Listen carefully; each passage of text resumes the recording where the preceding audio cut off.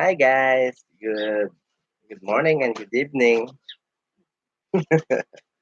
So, first time ko mag-live ito ngayon sa YouTube. So, hindi ko pa masyadong kabisado kung paano ito gagawin. Say hi naman, Ren. Say hello.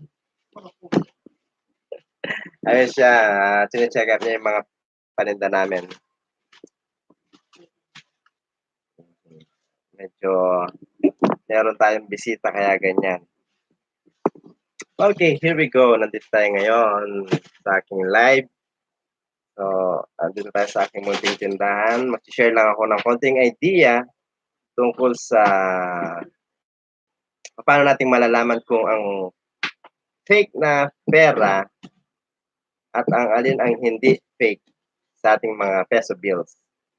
So, paano malalaman yung kung wala kang money detector? Just like this. Separate yung toyo. Sandali lang po. Siomay, separate yung toyo. 40. 14 siomay. Maanghang ba yan? Okay. Sure. 14 siomay. Spicy. 14 siomay. Lista muna natin para di makalimutan sino ang may-ari. Okay, bayad na siya rin. Okay, saan na tayo? Well, ganito nangyari. Interrupt tayo. Kapag wala tayong money detector, kasi yung money detector, ang trabaho ng binabasa niya yung watermarks ng peso bills natin o kahit anong pera. So, kung wala ang ganon, pwede naman gumamit nitong any kind of paper, basta malinaw siya, puti. So, malalaman natin yung pera kung fake o hindi sa pamamagitan ng pagkiskis. Okay. Kung nakikita nyo to, di ba, 100 peso bills. Itong mismong may kulay na to, yan ang ikukudkud natin no, sa papel. Kailangan yung papel magkakaroon siya ng kulay. Kung anong kulay niya, violet siya, dapat magkaroon din siya ng kulay. Totoo, hindi siya fake. Your connection is unable, please, while trying to connect. Okay, humina yung signal ko. So, ito yung pera natin. Kailangan itong kulay na yan, yung may mukha ni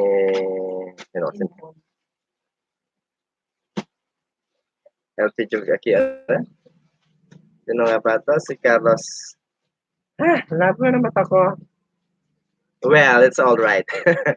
Focus na tayo rito, no? May patalasas pa talaga. Nakita niyo yung kulay na yan. Yan ang ikukudkud natin sa puting papel. So, itutupi natin ng ganon. Tutupi lang natin ng konti. At ating ikikiskis. Kung kukulay siya, ayun guys, no? Kumulay siya. Ibig sabihin, medyo malabo. Pero kumulay siya, no? Ibig sabihin, original yung peso bills natin. Hindi siya fake. So, isang palatandaan na yan, isang way na yon para ma-detect natin yung pera. Okay. I-share ko lang itong idea na to. Mostly, nakikita natin to sa mga malls, no? Yung mga cashier nila ron. Kung minsan na-obserbahan nyo kung bakit nila kinukudkud yung pera, ayan. Ayan yung palatandaan. Kung bakit nila kinukudkud para malaman nila kung ito ba fake o hindi. Hindi pa, malapit na matapos. Oh. So, ito try natin ulit, ha? Papakita ko sa inyo. So, yun. Meron siya. So, yun yung nagpapatunay. Wait, one more try. Meron siya. Kung anong kulay ng pera, labo. Well, i-try nyo sa inyo. Malalaman nyo rin kung paano. So, yun yung mag-i-indicate na hindi fake yung pera at totoo siya. Sa kulay niya mismo. Okay. Madako tayo sa Ako na yung charger ko. Sa ano, money detector. Paano gamitin yung money detector?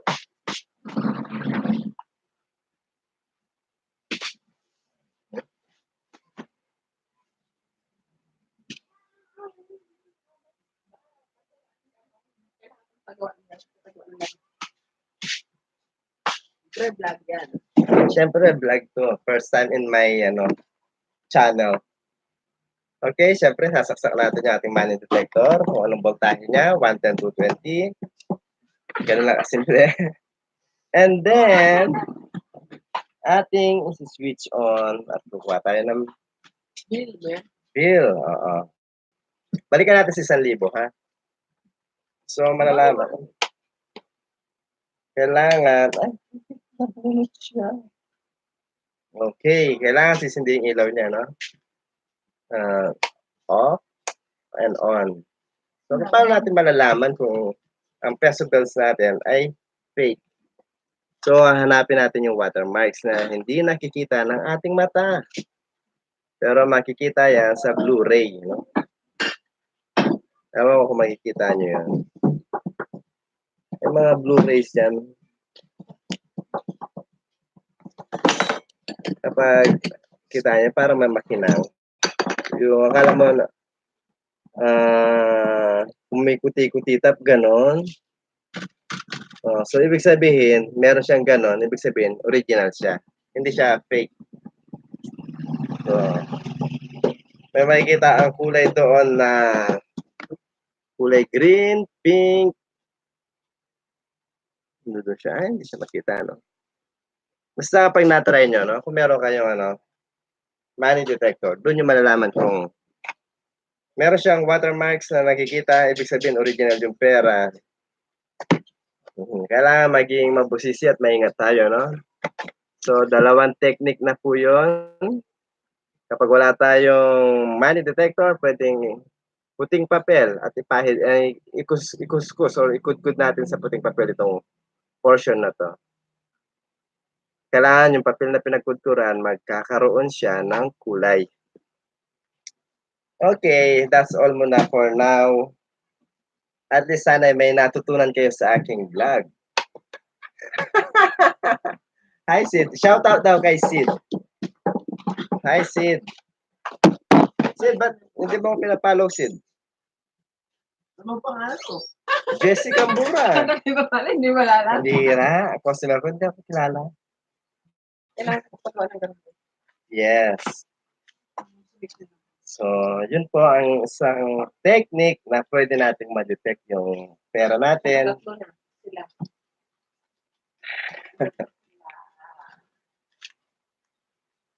Okay, and yung misis ko. Ang misis ko yung namang problema sa aking bisitang mabait. Mabait? Ano bang dapat gawing sa mabait? Okay, halos na makadalasan sa mga sari-sari store o sa mga tindahan na gano'n. Yan ang nagiging isa sa mga problema nila na mapameste gano'n. Well, kanya-kanya diskarte na lang kung paano yung gagawin. Kung kaya nyong i-sealed yung buong paligid or kung kaya nyong, what's that? Ano? Dali lang, may bili guys. Ito, spray. Red. Take 6 pesos yun. Magkano pera nyo? Ay, kulang yan. Hindi siya aabot doon. Iba na lang ito ganito, 6.5 lang to. Kulang yung pera nyo. 6 pesos yan. Iba na lang. Ano na? Ano tinuturo nila? Mga lipstick at spray. Yung spray pwede pa, pero yung lipstick. Ito yung spray na to. Ano malaki? Ito. Sige, pwede na raw. Yellow. Pilang yellow? Dalawang yellow.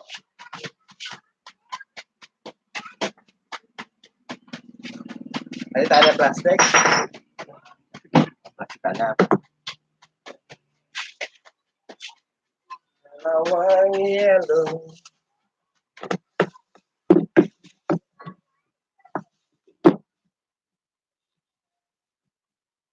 Alright. 6 pesos. I receive your 10 pesos.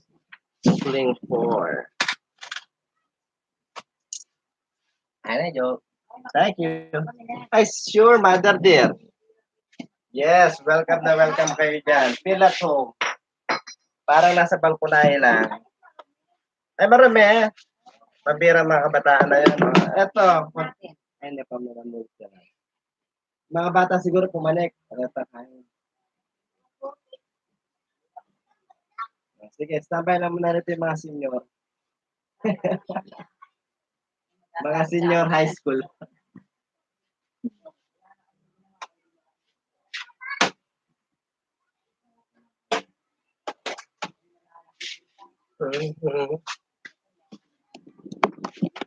Hindi na bumalik yung bumili ng french fries. Yung apo na po pasing. Okay guys, so sana may natutunan kayo sa aking isinishare kung paano natin madidetect yung pera, kung fake or not fake. Isa kasi,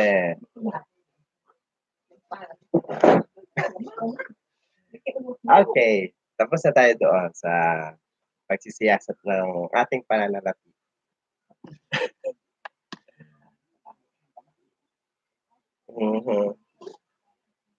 So, ngayon, ang aking tindahan, ito po kanyang laman. Tcharam! Welcome po sa aking maliit na tindahan. Ayan yung mga alak ko, pakonti-konti lang kasi kulang pa yung budget ko. Ayan. Pero, sipag at syaga lang yan. Tamang diskarte, disiplina.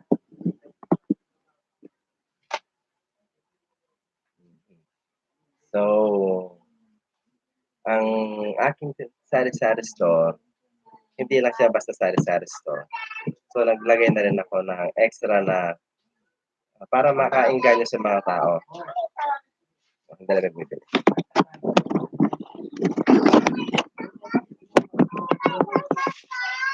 Ano?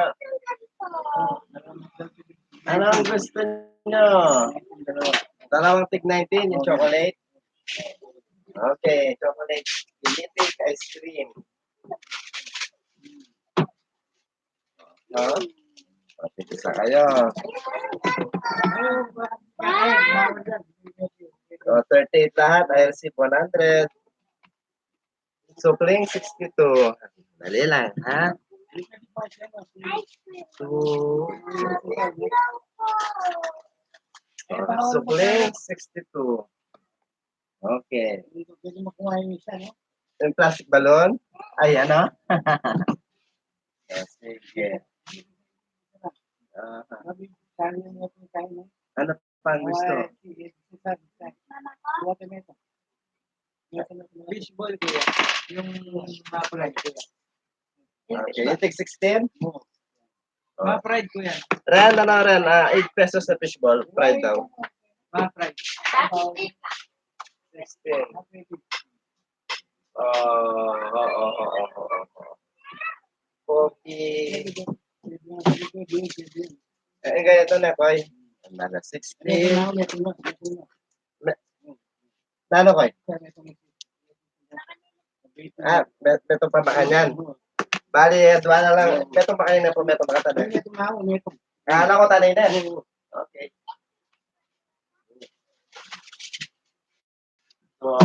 Sige. Sukuling na kang pesos kanyan. Sukuling piso. Okay. Thank you very much.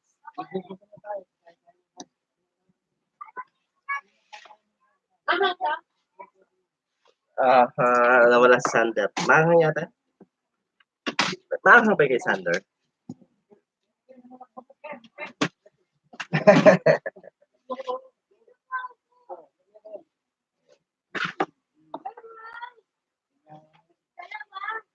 Sarap, no?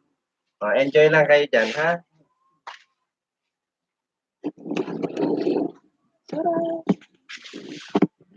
Ayun, nagustuhan nila yung aking ice cream.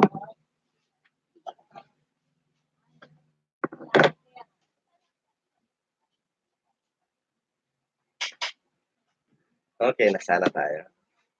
Nasana pa ako, nandito pa rin ako sa aking tindahan. So, ang masishare ko lang sa aking tindahan para hindi maging boring. kailangan yung pag-serve natin sa ating mga customer. Medyo may funny, may konting twist para hindi sila mainip or yung maengganyo silang bumalik sa'yo. Kasi pagpunta pa lang sa'yo, masaya na yung kasalubong yung tipong ganon. Tapos, ang ginawa ko sa aking tindahan,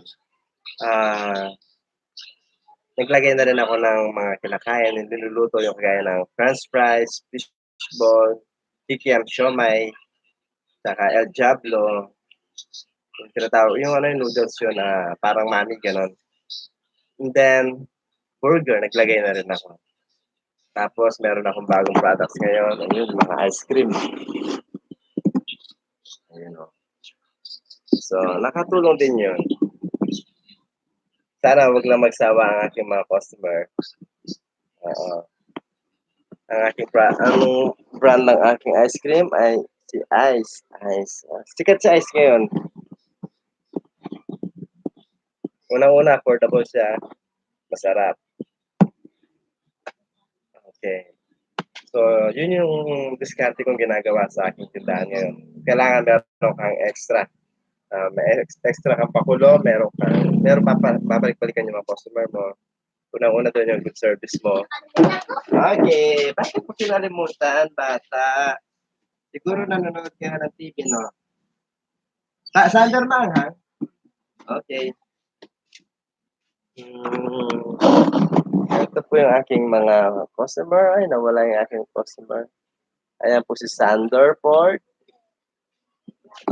Kay YouTube ni Boy. Wow. Ayan o. Sander! Ayan ang aking matapat na customer. Ano sa inyo? Yes. Hindi ko na ako bibili. Bakit? Ano sa'yo? Milk melon? Melon? Oo, sasakyan ha? Sasakyan. Nagtampo na siya. Halata.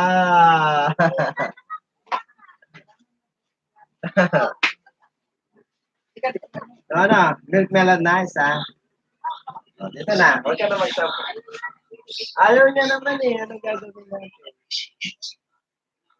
Sige na. Baka maubusan kayo. Kayo eh. Mapaubos na si milk melon. Hindi nyo na matitikman. Iba na lang yung bibili nyo.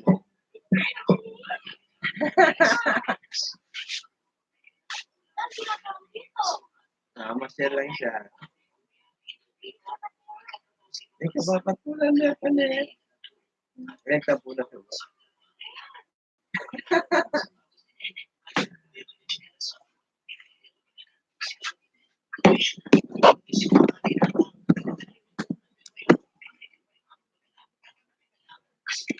Okay, look. Umalis yung aking mga shoot yun. So, yun yung diskarte ko. Yung nagdagdagan ko ng konting pang-akit sa customer ko para balik-balikan ako. Yung mga niluluto. Kasi kapag puro sa sari-sari store, malit lang aking sari-sari store, tapos hindi pa ako nagdagdag nun. Baka wala pa akong masyadong kikitain nun. Buti na lang, kahit pa paano nakakatulong din yun. Kumbaga, isa rin sa mga attractions sa customer yun na meron kang ganun na produkto.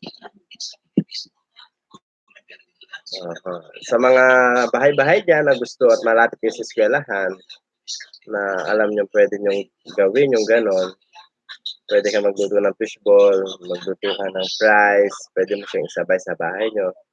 Malaking tulong na rin yun. Kahit mag-start ka muna sa maliit na puhunan, basta na sasanay mo na yung sarili mo, mapapalago mo rin yan. Okay.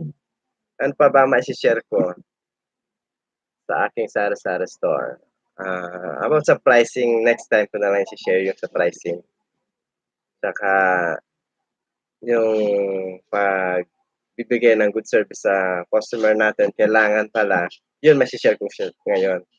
So may mga customer tayong yung masyadong nagmamadali. Kailangan polite pa rin tayo sa kanila.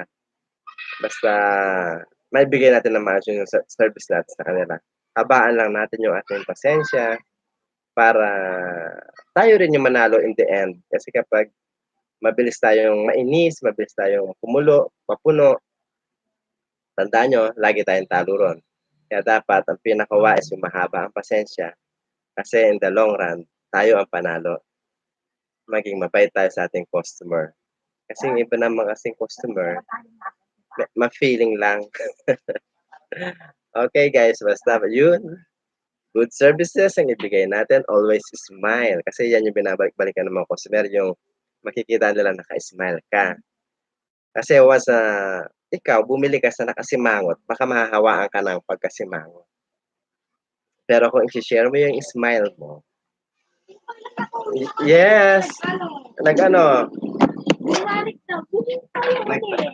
so nalinawan na siya ng kaisipan. Oo, nandun na kami. Tara, bilhin mo ako lang.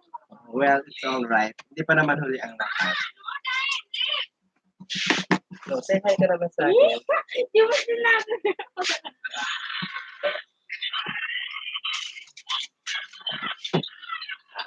Ito po yung aking magandang customer. Say hi ka naman. Hello po. Ang pakita ka. Oh, Sa hello po. Sa YouTube channel ko pa. Oh, meron kang YouTube channel. Ayan o, say hi. Ang Dalaga Pilipina. Hindi, baka sa ano sa camera ko. Hi. Tatawagin ko si ano, si Barney Mamedya para mag-live ko din. Would you like that? Magkano ang YouTube video? Sige. Kapag sa plan ng tala. Nasayaw tayong tala. Patasayaw rin yung nagtala talaga. O sige, turuan niyo ako, ha? Tingnan mo yung mga kabataan talaga. Pati ako, balak ako pasayawin ng tala.